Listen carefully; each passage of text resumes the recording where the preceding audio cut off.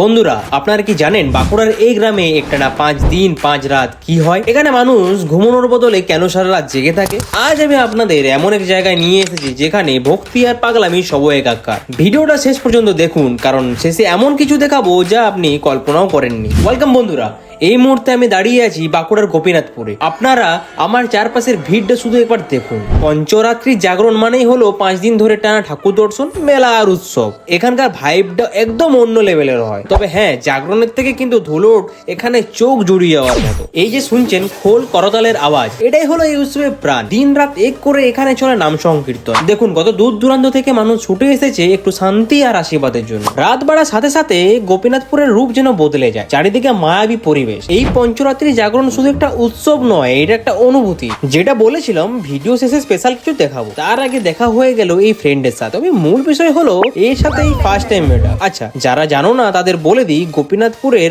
অলিতে গলিতে অনেক অনেক রকমের প্রোগ্রাম হয়। তার মধ্যে এইটা একটা। এখানে গানের আয়োজন করা হয়েছিল, তাছাড়া অনেক নাটক, অনেক নাচ এবং আরো অনেক রকমের প্রোগ্রাম হয়। তো ভিড় আর উপরে আজ গরমটাও মারাতো। তবে ইন্টারেস্টিং ব্যাপারটা হলো আজকে ফার্স্ট দেখা হলো কাল আসে এর বার্থডে। তাই মেলার খাওয়া খরচাটা এর কাছ থেকে নিয়ে নিলাম। ট্রিট হিসেবে তো নেওয়াই যায়। আমি ইভেন্ট করে দিচ্ছি।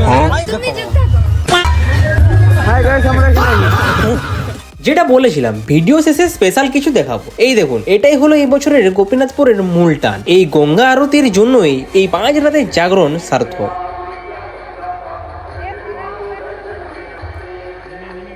চলুন এখন মেন মন্দিরের দিকে যাওয়া যাক। ডেকোরেশনটা জাস্ট দেখুন কতটা সুন্দর। এখন রাত 11টার ওপর হয়ে গেছে, তাও ভিড়টা একবার দেখুন। আর তার সাথে সাথে এই গরমে আমার অবস্থা উফ।